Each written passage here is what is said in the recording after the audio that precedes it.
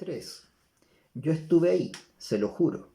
Hernán hace el gesto de persignarse, dibujando una cruz invisible sobre su pecho. Usted verá si me cree o no. Yo sé lo que vi y lo que hay en el desierto, metros debajo de la pampa, ahí al sur de Iquique. Unas puertas enormes en los cerros, que se abren solo de noche para que despeguen y aterricen aviones. Cuando me llevaron, vi naves de formas muy raras, máquinas que no aparecen ni en internet, y yo sé de aviones. Quizás eran platillos voladores, igual que los del Área 51. Si le sirve, en el Área 51 no hay platillos voladores ni ovnis, al menos no de fabricación terrestre. A eso me refiero. Ovnis de fabricación terrestre, repitió. Los que vi tenían marcas de la Fuerza Aérea de los Estados Unidos. Doy un sorbo a mi café y le digo, no es primera vez que escucho esta historia, la del Área 51 chilena. Le hago un resumen de lo que me contó un amigo de mi papá que trabajaba de camionero en el norte, pero jamás me había cruzado con alguien que me confesara que había estado dentro. Días antes, durante la última semana de septiembre de 2018, pedí un auto vía Easy Taxi para que me pasara a buscar a casa y me llevara al aeropuerto. Un viaje por 2 días a Puerto Montt a dar una charla, invitado por la masonería de la ciudad. Así fue que conocí a Hernán, no es su verdadero nombre. Hombre casado, residente en Maipú, 42 años, taxista desde hacía 10, tras un tiempo como suboficial de la Fuerza Aérea. A las 8:30 de la mañana, Hernán estacionó su Renault Symbol techo amarillo y me avisó, a través del chat de la app, que llevaba 3 minutos esperando. Le respondí que me diera 3 más, ya que el edificio donde vivo no tiene ascensor. El trayecto entre Providencia, donde resido, y el aeropuerto de Santiago es de unos 25 minutos, dependiendo del tráfico. Hernán me preguntó si me molestaba la radio. Le dije que no, que escuchara tranquilo. Faltaban 5 días para que el Tribunal de la Haya fallara respecto de los reclamos de soberanía marítima del gobierno de Evo Morales, y un periodista de Tele 13 Radio informaba desde Países Bajos acerca de cómo la delegación chilena se preparaba para el resultado de la corte. En el estudio de la estación, un panel debatía el historial de las relaciones bilaterales entre Bolivia y Chile, centrándose en las políticas de Evo Morales. Uno de los presentes hizo referencia a la posibilidad de una respuesta armada de parte del gobierno altiplánico, si el resultado de la Haya no los favorecía. Eso no va a pasar nunca, me comentó Hernán. Si Bolivia ataca a Chile, hay un cálculo de que en 10 minutos la ciudad de La Paz estaría siendo bombardeada por la Fuerza Aérea Chilena, FACH, y en 30 minutos Evo tendría que rendirse y entregar las llaves de Bolivia a las fuerzas chilenas. ¿De dónde sacó ese cálculo? Soy de los que conversan los taxis. Ahí me contó que estuvo 10 años como suboficial de la FACH en logística y transporte. Los primeros 5 sirvió en la base Los Cóndores de Iquique, después en Cerro Moreno de Antofagasta y terminó en la Escuela de Aviación Capitán Ábalos del Bosque, en Santiago. Pero tuve un accidente manejando el auto de mi hermano. No estaba de servicio. Me quebré la tibia y hasta ahí llegó mi carrera militar. Me jubilé a los 31 años, un mes antes de pasar a suboficial mayor. Mala cueva. Y de ahí al taxi, rezongó. Aprovechó un semáforo en rojo para voltearse y mostrarme su identificación de exfuncionario de la FACH, que mantenía plastificada dentro de la guantera de su auto. Es muy útil cuando me paran los pacos, dijo muy en serio. Le devolví el carné. Los timbres de agua y los escudos parecían auténticos. En la radio, uno de los expertos desestimaba las posibilidades de una ofensiva militar hacia Chile, argumentando la amplia superioridad estratégica chilena. Lo que acabo de decirle, continuó Hernán, En la FACH suelen hacerse ejercicios de guerras hipotéticas contra nuestros vecinos. Perú es el mejor armado de todos y también el del escenario más complejo. En caso de una guerra contra el país nortino, los F-16 tienen una tremenda ventaja sobre los MiG-29 peruanos, que son magníficos, pero se trata de modelos viejos, de los 80. Sin embargo, nuestros pilotos tienen la obligación de dar el golpe final antes de 6 días. ¿Por qué 6 días? Porque en ese periodo se acabarían las municiones de los F-16 y sin armas un F-16 es solo una avioneta muy rápida y muy cara. Al día 7, lo que empezó como una guerra del siglo XXI se convierte en una guerra de 1945 y ahí fregamos. ¿Sabe por qué? Ni idea. Porque los milicos de tierra chilenos están muy gordos, se rió. En serio, mal alimentados. De haber guerra dependemos de la FACH y sería. Los famosos tanques Leopard del ejército fueron un robo. No funcionan en el desierto, se les tapan las turbinas. Y la armada, salvo los 2 submarinos Scorpene y un portahelicópteros de asalto comprado a Francia y que con astucia los almirantes hicieron pasar como buque hospital para eludir críticas políticas. Es una fuerza naval con suerte de principios de los 90. La de Perú es muy superior. Lo importante es que cero posibilidad de guerra, le dije, con ánimos de terminar la conversación, aunque se había ganado mis respetos por su erudición en temas de defensa. Sí, además, en el norte, hizo hincapié en lo que seguía, Chile tiene un montón de secretos que dan miedo. ¿Sabía que al sur de Iquique, entre Iquique y Tocopilla, hay una base subterránea gigantesca, una ciudad entera bajo tierra, de la cual despegan aviones y helicópteros? Nadie sabe que existe. Algo he escuchado, son como las historias de ovnis del norte. Mejor, amigo, mucho mejor, y no son rumores. ¿Conoció a alguien que fuera a esa base? Disparé. No, señor, a nadie. Yo fui a esa base y tuve que prometerle a Dios y al diablo no decir nada, pero ya no estoy en la FACH y no importa. Además, cuando cuento lo que vi, nadie me cree. De hecho, ellos me dijeron eso. Igual nadie te va a creer. ¿Qué ellos? Ellos. Estábamos llegando al aeropuerto. Yo le creo, le dije. Oiga, soy escritor y periodista. Le pasé mi tarjeta. Y escribo de estos temas. ¿No le gustaría contarme su historia? Sí, claro, puede ser, pero me cambie el nombre y si llegan a pillarme, yo no he dicho nada y usted lo inventó todo. Hecho. Ya, po, anote mi teléfono y nos conversamos un cafecito, porque yo no tomo. ¿Cuándo vuelve de su viaje? Mañana. Mañana no puedo, pero la otra semana, cualquier día. Yo lo llamo. Antes de abordar el avión llamé a mi papá y le pregunté por su amigo camionero, el que contaba esas historias del norte, si podía darme su teléfono. Me lo mandó por WhatsApp, vía que usé para contactarlo tras aterrizar en Puerto Montt. El Área 51 chilena es uno de los mitos urbanos más conocidos y a la vez desconocidos de Chile. Quizás en la zona centro y sur no está en el boca a boca, pero alrededor de Iquique y Antofagasta tiene un carácter similar al que el Caleuche posee para los habitantes de la isla grande de Chiloé.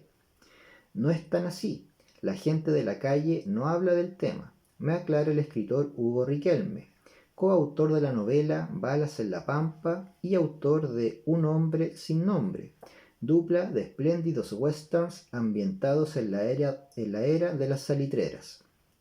Es más una historia de militares, relacionada a gente y personal que trabaja en las bases del ejército y la fuerza aérea.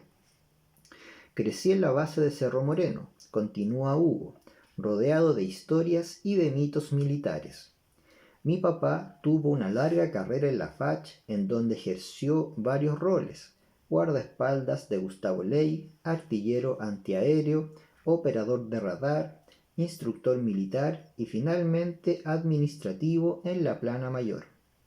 Cuando estaba muy chico, recuerdo visitas de amigos de mi papá a la casa, muchos de ellos comandos paracaidistas, y cuando se emborrachaban hablaban mucho acerca de esa base, del Área 51 chilena. Se ríe.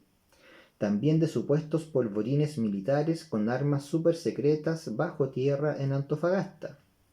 El refugio antibombas en los subterráneos del Hotel Antofagasta que se supone resistiría hasta ataques nucleares y otras anécdotas.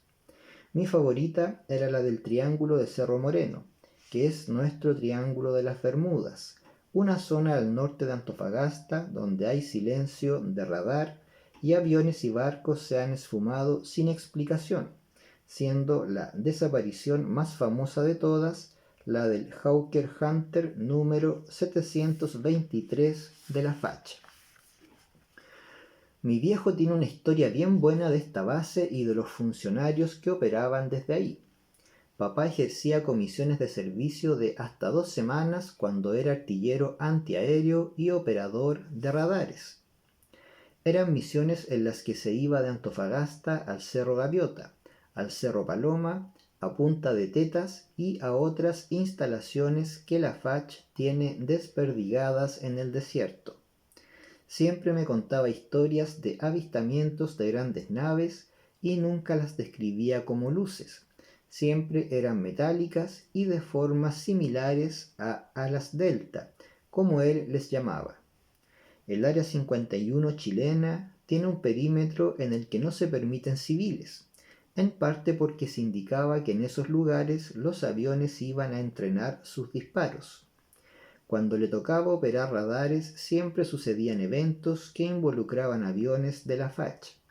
En esa época Hawker Hunter F-5 o Mirage Elcan, que eran perseguidos o debían perseguir objetos luminosos en las cercanías.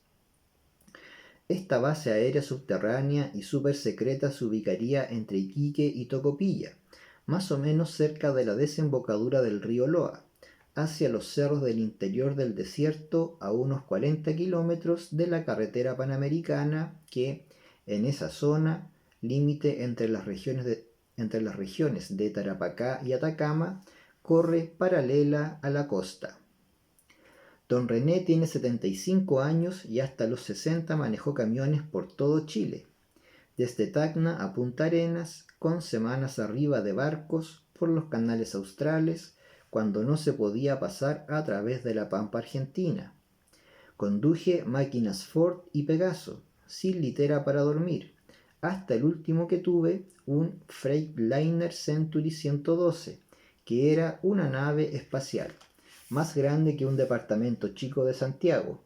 Hasta TV Plasma tenía dentro. En ese me retiré. Rojo, precioso. Tu papá lo manejó una vez. Y ojo, no se lo prestaba a nadie. Me contó al teléfono. El camionero amigo de mi padre, cuando finalmente logré ubicarlo. Sí, claro que me acuerdo.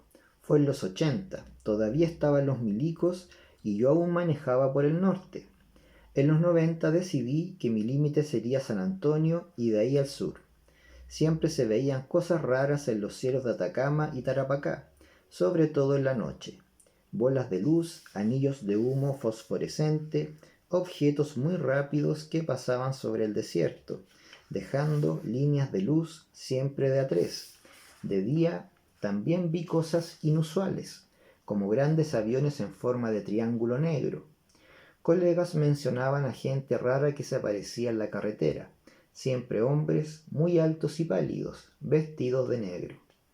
Ahora, sobre lo que me preguntas, por supuesto que lo recuerdo. Fue entre Antofagasta e Iquique. Debo haber salido de Antofagasta a las 3 de la mañana para estar temprano en Iquique.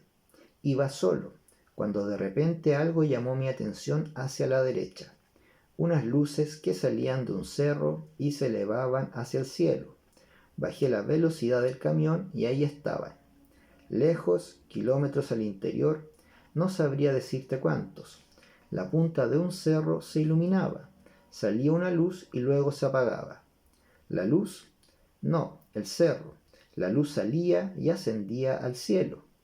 A ver si le entiendo bien. Usted veía que el cerro se iluminaba.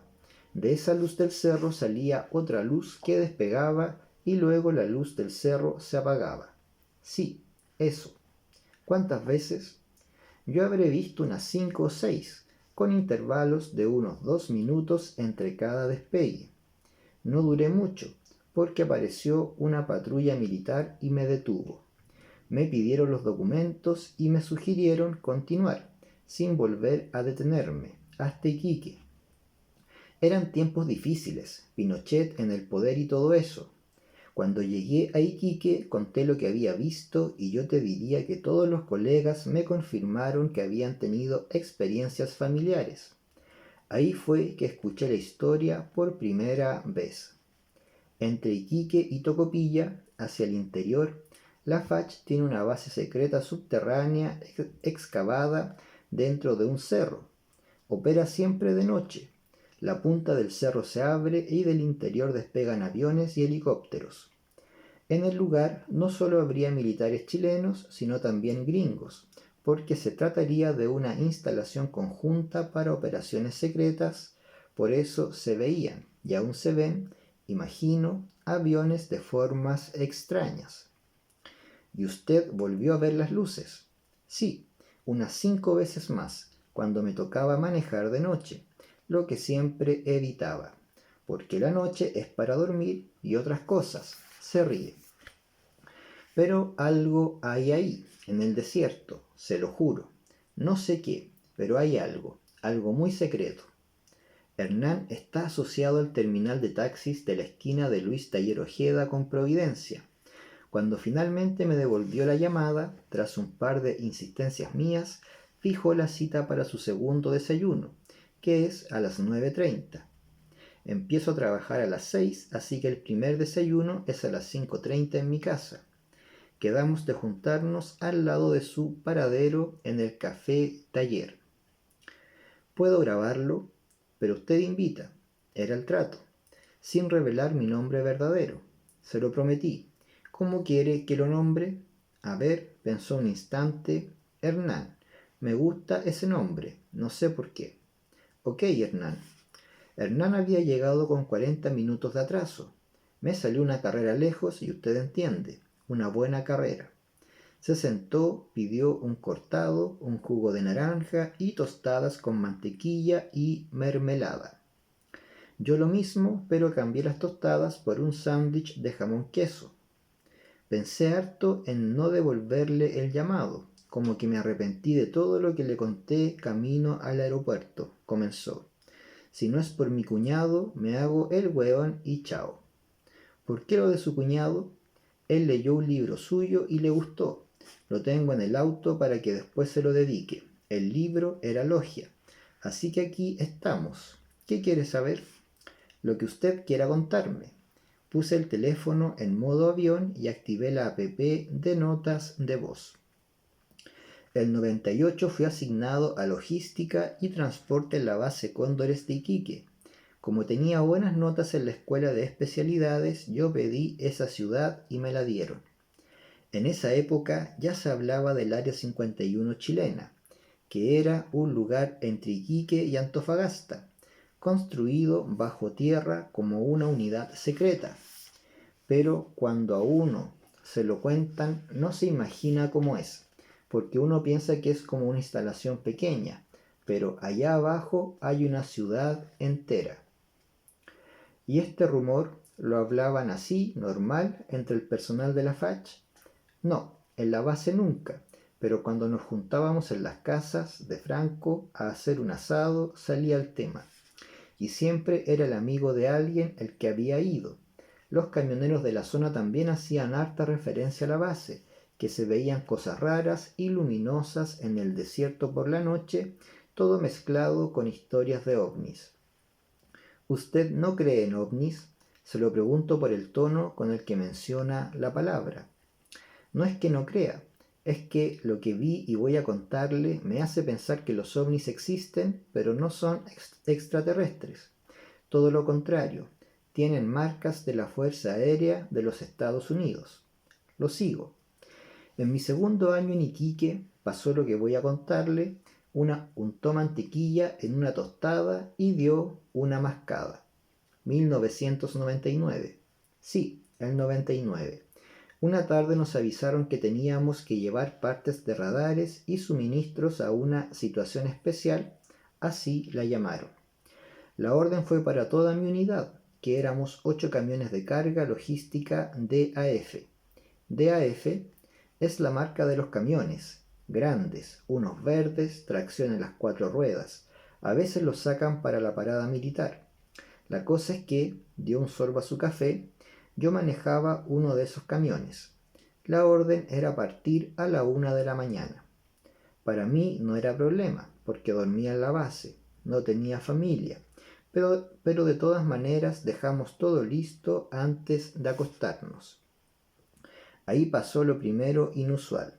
Nos convocaron a reunión con los oficiales y nos hicieron firmar y jurar bajo amenaza de corte marcial. No divulgar jamás dónde íbamos a ir ni lo que íbamos a ver, que era un secreto de soberanía nacional. La típica lavada de cabeza de la milicia de que si hablas estás traicionando a la patria. Y usted no cree en eso. Tengo más de 40, soy taxista, 3 hijos de 2 matrimonios y vivo con mi papá que fue profesor toda la vida y hoy está jubilado por una miseria. Lo de la patria y esas idioteces no me importan nada, hay que trabajar, hay un día a día y eso no va a cambiar por lo que yo pueda contarle. ¿Sabe? Aprovechando que estamos en esta, yo fui de derecha toda mi vida, mi papá también, más que yo incluso. El viejo era pinochetista fanático, de esos que fueron a tirar piedras a la embajada de Inglaterra cuando apresaron al Tata. ¿Sabe cuándo se le pasó? Negué con la cabeza. Cuando se jubiló y vio la mierda de plata que le tocó. No podía creerlo. Tuve que llevármelo a vivir conmigo, me decía. Las colas de la UP fueron terribles, pero estas que nos dejó Pinochet son peores. Los upelientos y los pinochetistas son iguales, el mismo tipo de ladrón. Pero mejor hablemos del Área 51 chilena. Hablemos del Área 51 chilena. Salimos a la 1 en punto y tomamos por la carretera al sur, rumbo a Tocopilla. Más de 1 hora por la Panamericana hasta casi llegar al límite regional ahí en el río Loa. En la berma nos estaban esperando unos jeeps del ejército. 3 vehículos, un Humvee, que es la versión militar de los Hummer, y 2 Land Rover Defender. Nos ordenaron bajar las luces, salir de la carretera y seguirlos, sin desviarnos. ¿Por un camino? No, nada de camino. A través de la pampa, siguiéndolos a ellos que conocían la ruta. Igual los camiones DAF son con tracción, así que no había problema con el terreno. Esparció mermelada sobre la mantequilla de la tostada. Habrá sido 1 hora por el desierto, que a esa hora es oscuro como boca de lobo. Lo único que se veía eran las luces de los vehículos guía y las estrellas, la Vía Láctea hermosa como solo se ve en Atacama. Entonces nos fuimos acercando a un monte grande, pero no alto, sino ancho, como para los lados. Una meseta, traté de precisar. Sí, una meseta. Y ahí quedamos para adentro, y hablo por todos los que íbamos en el convoy. De pronto la parte alta del cerro se abrió, como si el borde de la montaña fuera un portón de corredera, pero muy ancho, más de 100 metros. Hacia el interior se veía una luz amarillenta, pero que permitía apreciar detalles. Era como un hangar enorme. ¿Ustedes iban hacia ese portón? Portalón es mejor palabra, me corrigió. No, ese portalón estaba casi en la cima de la montaña, a unos 300 metros por sobre la base de la meseta. Los camiones DAF suben cuestas, pero era imposible hasta allá, por lo empinado. En un Unimog quizás. El asunto es que de la nada, desde el interior de la montaña, salieron 2 aviones de guerra, 2 F-5, me acuerdo bien. Despegaron desde el interior del cerro, igual que un portaaviones. Un portaaviones subterráneo clavado en un cerro. Exactamente. Salieron en línea recta. Hernán hace el movimiento con su mano y se perdieron en dirección a la costa. ¿Qué pasó después? Los jeeps nos llevaron hasta un portalón más chico, que también conducía al interior de la montaña, pero a nivel del desierto. Nos abrieron y entramos. Hay una ciudad entera allá adentro, se lo juro. Y cuando digo ciudad es eso. Casas, edificios, autos, camiones, bodegas, todo bajo tierra. Es gigantesco. Nos ordenaron descargar y no hacer preguntas. Podíamos mirar, pero no alejarnos mucho. Era de no creer. Aún no lo creo cuando lo recuerdo. Si Chile tiene esa cosa allá en el norte, imagino que ha de haber más secretos. No me cree, ¿verdad? No es eso, solo que resulta extraordinario lo que me cuenta. A su favor, le digo que hay más personas que me han hablado del Área 51 chilena, aunque usted es la primera persona que conozco que dice haber estado dentro. Me gustaría tener mejor memoria para describirle los detalles, o haber sido bueno para el dibujo, pero lo que recuerdo es eso, una ciudad entera bajo tierra. ¿Qué tan altas eran las construcciones? 4 pisos, no más. El techo estaba formado por la estructura misma de la montaña, curvada como un domo, igual que los túneles que atraviesan las montañas. Imagino que debe haber minas subterráneas más grandes, como la nueva de Chuquicamata, pero esto era enorme, casi tanto como la base militar de los Cóndores o Cerro Moreno. Imagine que cabía una pista de aterrizaje y despegue de unos 4 kilómetros de largo, que cruzaba de extremo a extremo la montaña, con portalones en ambas puntas. Esas instalaciones debieron costar miles de millones. ¿Y usted cree que la ley reservada del cobre es solo para comprar tanques, barcos y aviones de segunda mano?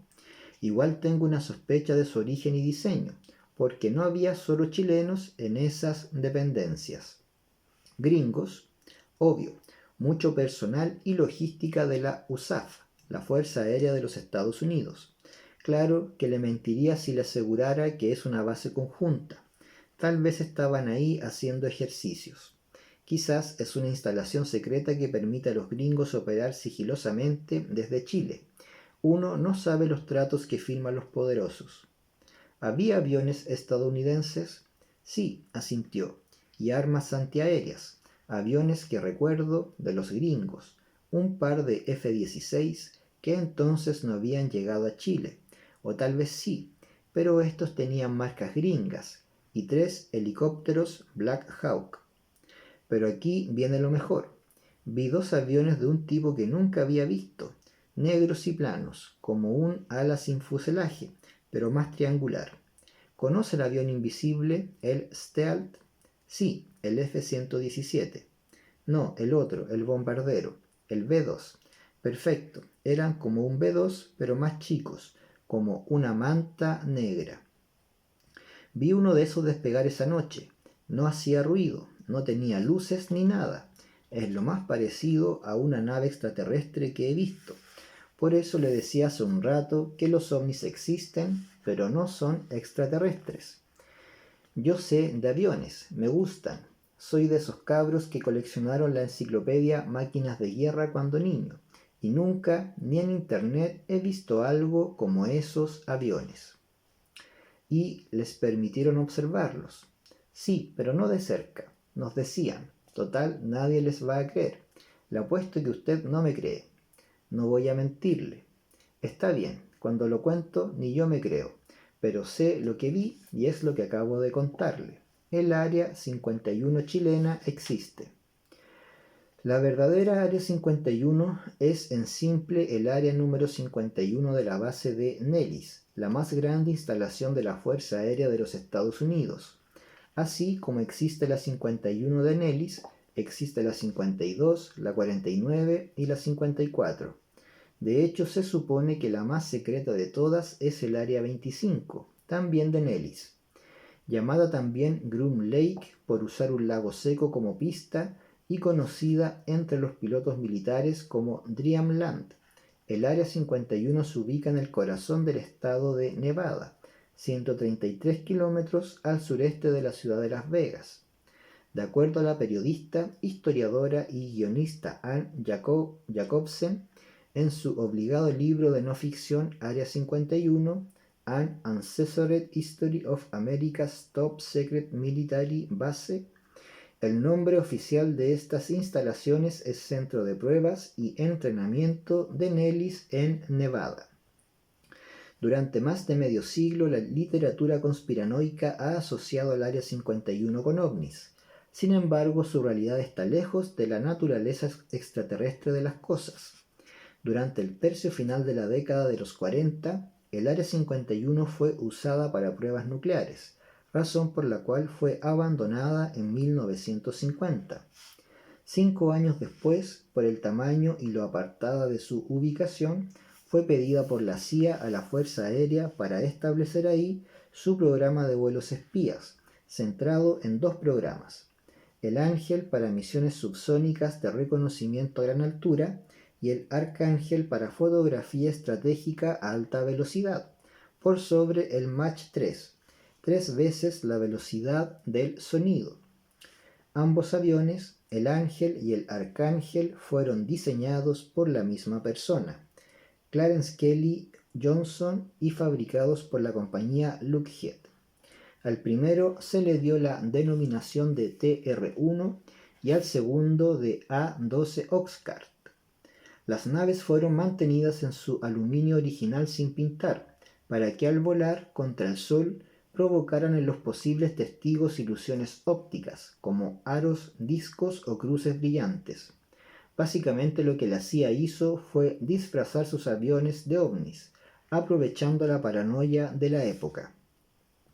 Hacia entrada la década de los 60, la Fuerza Aérea tomó el control de las operaciones de la CIA, pintó los aviones de negro y renombró al TR-1 como U-2 Dragonfly y al A-12 como SR-71 Blackbird.